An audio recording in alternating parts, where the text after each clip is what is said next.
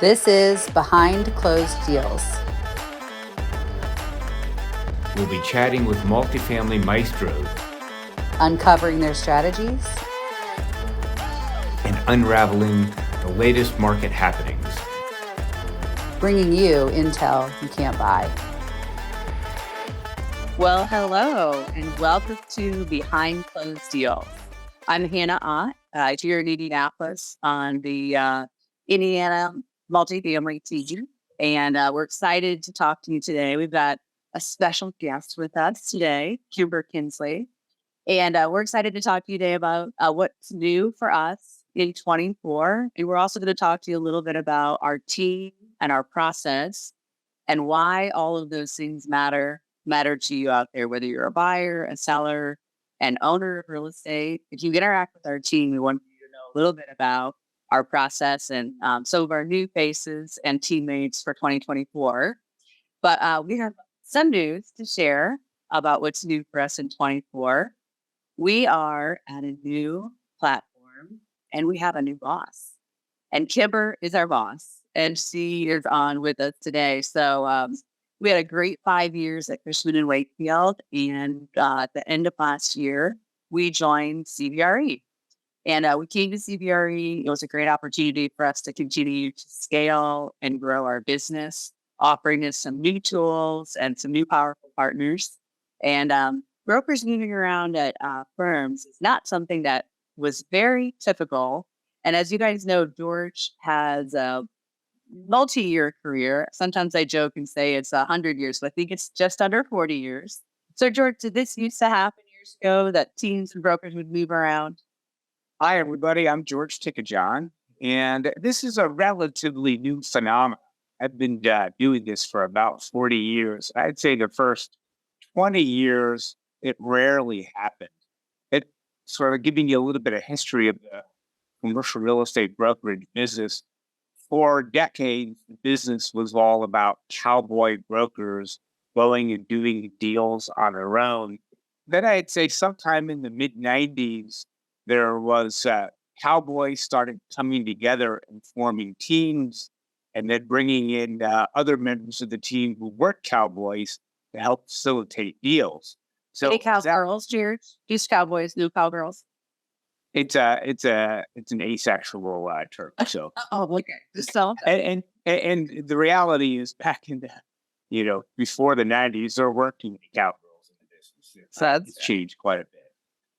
But as teams continued to come together and consolidate, the business went from a lot of brokers and a lot of different companies, and there's been a lot of consolidation. Companies have consolidated, so now there's really only 4 or 5 large national commercial real estate firms, and there's been consolidation in the brokerage field, from the standpoint of there are fewer people doing brokerage, but the teams that are doing it have a much higher market share.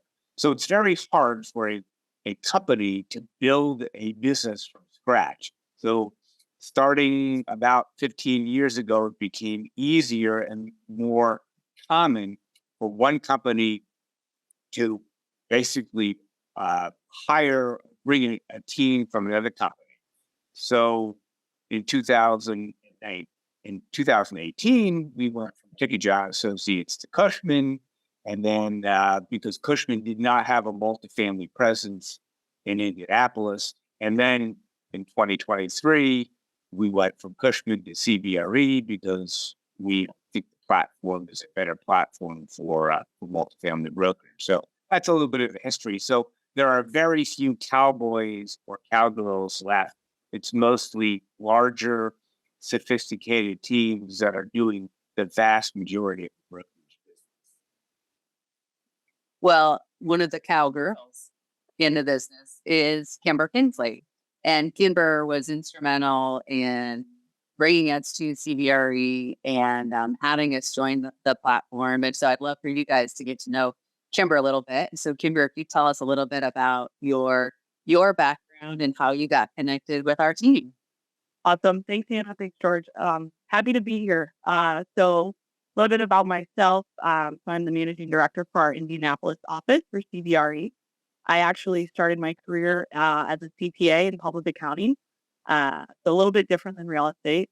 I worked in both Indianapolis and New York City. After a few years in public accounting, I got a tap on the shoulder from one of my clients that I had been working for, and they said, "We'd love for you to come." And so I ended up leaving public and working at a global consumer goods company for the next about 6, 7 years. I did a variety of roles in finance, accounting, FP&A, and sales analytics. Sure, you're wondering how in the world did she end up in real estate? Classic line of not what you know, but who you know. I got a phone call one day from one of our industrial brokers here in our Indianapolis office, who him and I went to college together. Shout out to Ball State. I know there's a lot of IU people, but I have to get my little plug in there. He called me up and said, "Hey, would you ever join real estate?" And I remember thinking, why would you even call me? Uh, Fair enough. I say, all right, there's been he told me there's other managing directors in other cities who have a big four background and have been really successful. Unlike some of our other competitors, the managing director role is at CBRE is fully managing, no selling of real estate. Um, so I said, just call my now boss. Next thing I know, I am packing my bag, moving my husband, 6-month-old, back to Indianapolis and starting my career here at CBRE. So Kimber's experience is also becoming more common. So it used to be that sales managers or managers of commercial real estate offices were either successful salespeople who were tired of the grind or less than successful people who decided that they could make more money in management. And that's really gone by the wayside too, because a successful salesperson is not necessarily a successful manager. So we're seeing more and more managers who don't have a background in commercial real estate sales. So, Kimber, I got to give you a little props here. You went to Ball State, you also played tennis there, right? I did. That's what brought me out there. I'm a West Coast person. Denver. I'm the only person, I swear, that's gone from Denver to Indiana. I think it's all been the other way around. Right, exactly. I will say on that comment too, George, the CBRE podcast, The Weekly Take, I remember when I was going through the interview process, the industrial broker, who's one of my friends from college, sent it to me, and it was all about hiring people from outside real estate. So it gave me a little confidence boost as I was interviewing. Nice. The other thing is some companies have managers who are also salespeople.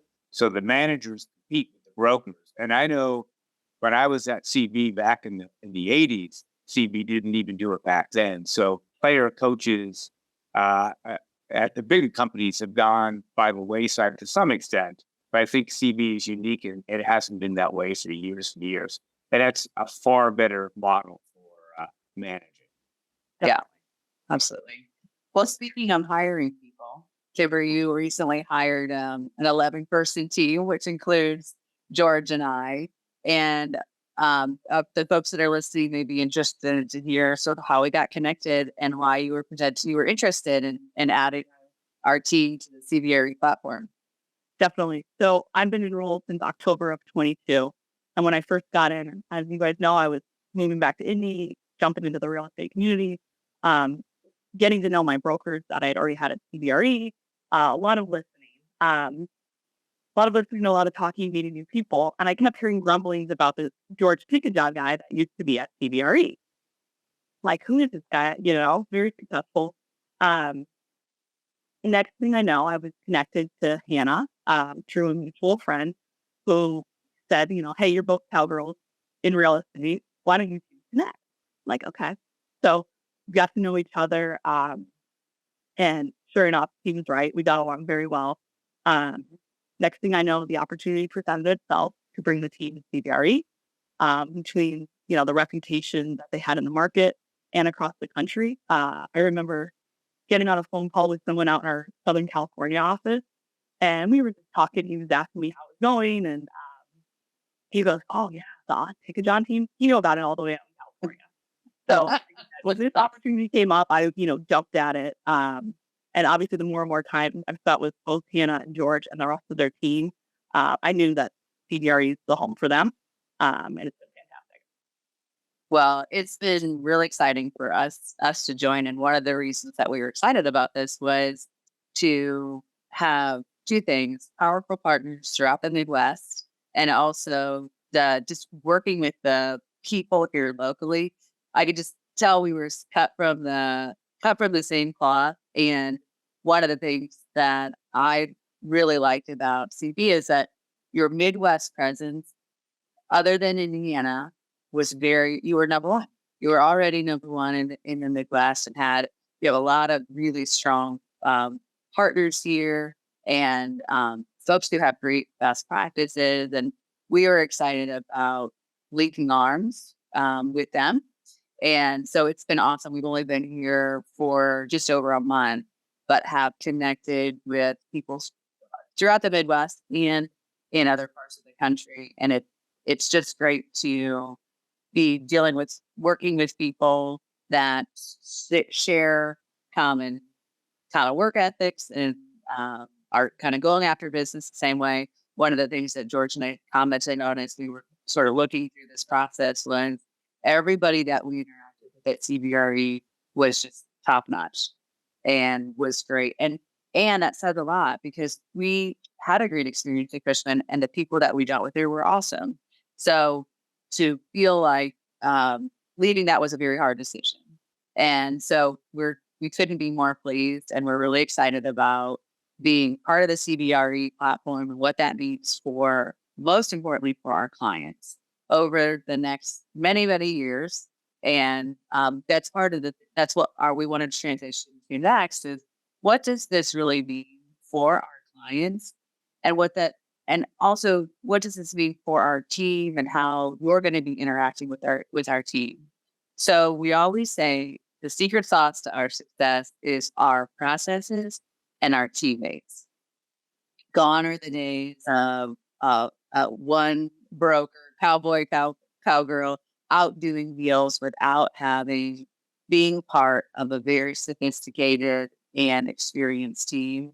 And George and I, frankly, get too much credit for in the market for the volume we do, for the level of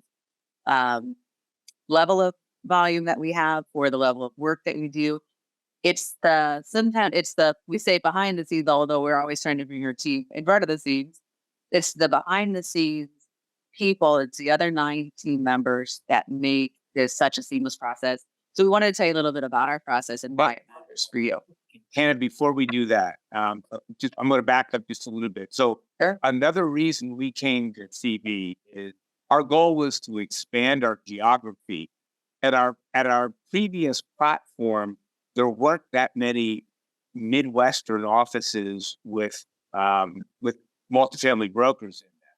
So it's very hard for us to do business in a market where we don't have the local knowledge, boots on the ground. While at CB, there are multifamily brokers in just about all of the offices in the Midwest, and there are offices in every major city in the Midwest. So it'll be much easier for us to serve our clients who have product outside of Indiana, but like our process and our people, so we can continue to work with those clients in other markets, but having the local market knowledge and teammates to work with. So that was That's right. To us. That's right. So back to the theme of team here in Indianapolis, team throughout the Midwest. And so you're going to be seeing more things from us. We just launched the deal in St. Louis with Matt Buckstauber, and it's been really awesome to work with him in St. Louis. So you're going to be hearing more about us working with teammates throughout the platform, and you're going to hear a little bit in a few seconds here about our team here. So about our process, when we are first, typically we're starting with doing an analysis of broker's opinion of value for a client. Today, actually, we have a new analyst starting. His name is Sean Pingle. He's a recent graduate of the Kelley School of Business at IU. And he's going to be part of the analyst team. But Logan Browniker leads that. And we have an extremely detailed BOV process. And the BOVs are 20 to 40 pages, depending on the property. And the reason we go into such great detail in our analysis is our goal is to never miss a detail because it impacts value. So that when we tell you we're going to sell your property for $50 million, we sell it for at least $50 million.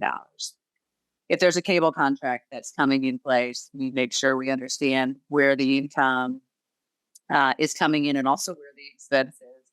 If there's an unusual income item that maybe a lender won't underwrite, we will know that up front. George, this was probably one of the things that this is where you are really strong in our team. In one of the areas is your commitment to accuracy. Well, but yes, but there's a history and a reason for that. So the key to being a successful broker is to work on as many properties that actually sell. Working on properties that don't sell is a waste of time. And unless you're a brand new rookie and just need experience, it's not a good thing. So what I learned a long time ago, to enhance the likelihood of selling, you have to know up at the beginning where there are problems or potential problems and where there are opportunities. So we try to identify problems and opportunities in our BOV process to the extent that we can, and based on how much access to information we have at that stage, so that we can accurately underwrite a property and accurately price it to avoid, once we put it on the market, things coming up that would have a negative impact on selling the property. So that's the main reason we do that. And it's to give good service. And it's also to give sellers information that they can rely on. When we say a property is worth $50 million, we've done as much due diligence as we can within the time frame to accurately underwrite it. So they have some level of confidence that we're going to be pretty close to that. And one new teammate, I don't know if I'm getting ahead of the game here, Hannah, but we do have a new teammate, Joey Woods, who started with us just in the past few weeks. Joey has got about 25 years experience working at a title company. So we've got a new level of upfront due diligence. We've got a title expert who knows how to look at title survey and some of the legal aspects of real estate to help us identify issues early on. Yeah, absolutely. And part of so we started with George jumped all the way to closing, which is my favorite part anyway. So I think that's great. So we'll just go with that. We have a concierge level of service when it comes to due diligence and closing. And we do it for our client who is always the seller, but we also do it for the buyer. We want to be as easy to work with as possible for both buyers and sellers because we want people to want to buy our deals because they know it's going to be a smooth process. And to interrupt you, buyers become sellers. That's right. That's right. So when you do a piece of business with our team and if the property goes under contract, whoever the lead broker is, whether it's George or I or Claire or Cameron, absolutely stay fully involved. But then you will be connected with our closing team, which includes Joey and also Jennifer Brown. They will get the due diligence materials from the seller, organize, upload it, do all of the legwork that it requires to make sure that you get everything that you need, schedule your third-party reports, help with questionnaires, make sure that as your seller, you want to have as least interruption of the property as possible. So they make sure you get as many people there on the same day for you to watch for lease file on it. And in also being very careful through that process in the interactions with the site team. So from the time that we come to a property for a pre-market visit, which we'll get to that in a moment, to the time that it closes, there's quite a bit of interaction with the site team, but we also are cognizant of the fact that this is that site team, the manager, the maintenance supervisor, this is their typically sole source of income, and this is their job. This is their livelihood. And they're running a business that they have to continue to run even while we're going through the sale process. So we try to be very cognizant of that. Yes, they already have a full-time job. So we don't want to add to them. And we also want to make it as good of a process for them as possible. One, out of respect for what they do, but two, out of respect for our client that these are their employees and they are running, as George said, they are running a business. So all the way down to the closing process, we're hosting a pre-closing call, doing all of the probations, making sure that the transition day of closing is seamless. What do we specialize in, George? Drama-free transactions. Drama-free transactions. That's right. Real estate has enough drama of itself. So no drama over here. So we talked a little bit about the valuation process and then also the closing, but the middle part. Once we are awarded a piece of business, we do a lot of pre-marketing due diligence, but we put together an extremely comprehensive offering memorandum, which is where Christine Nealis and Carrie Ballard come in. They both have more than 15 years I think it's approaching 20 years of experience in marketing multifamily properties. And so I sent a VOV that they did. I sent an OM that they did to a client last Friday. And he said, "Are your OMs always 100 pages?" And I laughed because they often are. And the reason they are that comprehensive is because we want a buyer to take our offering memorandum into investment committee and have absolutely everything that they need, that the lender needs, that the appraiser needs, and that the third party providers need. Because again, we want this to be one, easy to work with, and two, we want to identify anything that could be a potential roadblock or a potential means for a retrade. We want to mitigate all of that. If it has Zinsco panels. The other thing that we do is we present, especially the financial material, but all of the material very consistently from property to property to property. Whereas seller information, for financials, for example, can vary widely. So we take different sellers, different formats of financial information. We break it down. We put it in our format that buyers have become familiar with, so they know how to find things. But we also show a lot of information and try to answer questions up front for a couple of reasons. Number one, it's more efficient for us. If 25 buyers have the same questions, answering those 25 times is very inefficient. If we have the answer in the OM, it just makes things much easier. So again, we're trying to think about what it is that a buyer, a lender, an appraiser, or anybody who uses the OMs, what they would want in it to be able to answer all their questions. If you want to know the length of the laundry contract, it's in there. If you want to know the application fee, it's in there. If you want to know if you want to terminate your lease, what it costs, it's in there. And the only way to do that on 50 pieces of business a year, which is somewhere between 45 and 60 deals is the number of deals our team does, is to have a team. And so Logan and soon Sean Pingle and Ryan Stott-Cantwell, I'll talk about him in a moment. He's transitioning to the brokerage team.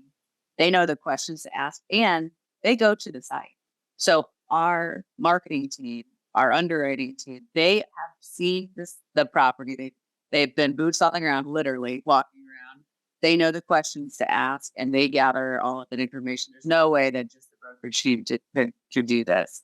And so real estate is a local business. It's highly local. And so the people who are putting together materials also know the property. And you can tell that is a difference in our financials and our OMs, is that it's put together by somebody who's been to the property, seen it, felt it, smelled it, saw all the things, and knows about it. And that communicates through there. The other thing that you got with our team is 5 brokers calling on buyers, other property owners to drive competition, to drive interest, which ultimately drives price. So George and I, Claire, Cameron, and now Ryan Stott-Cantwell are calling on all of our deals so that we're driving interest. So there are people that George has a relationship and they always want to talk to him, or the same goes for me or Cameron or Claire. And so I mentioned Ryan Stott-Cantwell. Ryan was an analyst on our team for the last 2 years. He is an associate now, and he's going through the CBRE training process, and he will eventually go to Columbus. And this sort of segues back to what George talked about, the powerful partners to the Midwest.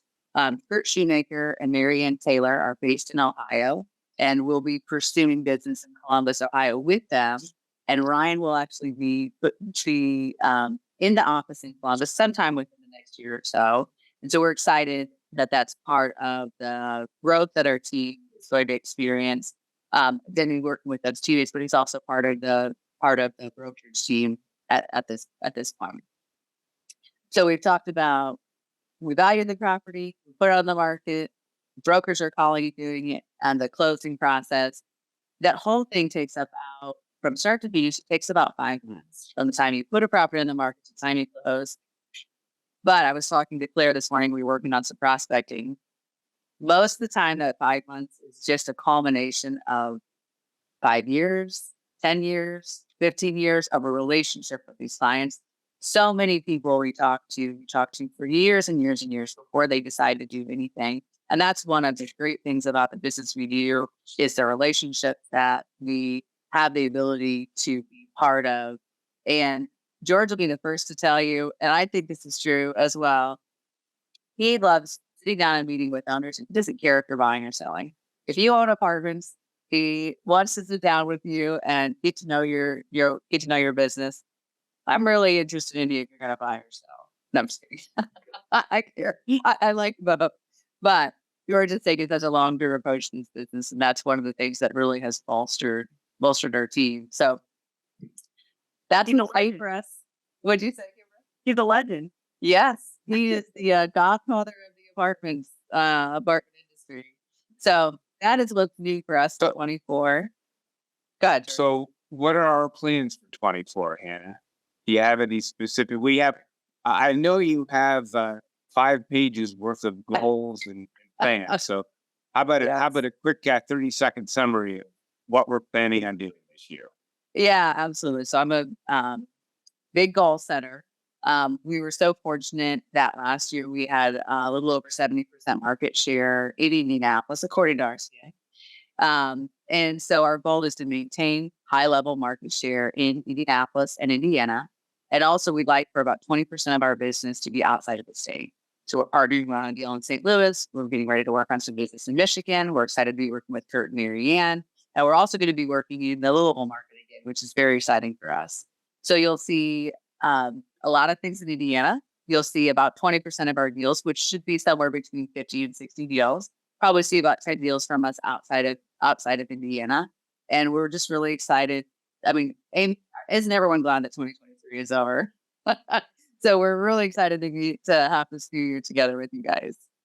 Yeah, and we do expect the business to be vibrant in 2024. I know you hear a lot of less optimistic prognostications from some players in the market, but we're seeing good interest. And I think it's a combination of the Midwestern markets are doing well and are one of the more favored geographic locations. There's the expectation that the capital markets will continue to improve, interest rates go down over time. So we're expecting 2024 to be a really good year. That's right. That's right. And we're excited to do this. That's our new boss loves it. Well, we're excited to work with you guys this year and beyond. And remember what George always says, you're only as good as your next deal. Thank you, everybody. Thank you. Good luck in 24. Thanks for tuning in. Stay in the loop by hitting that subscribe button and check the show notes for additional resources.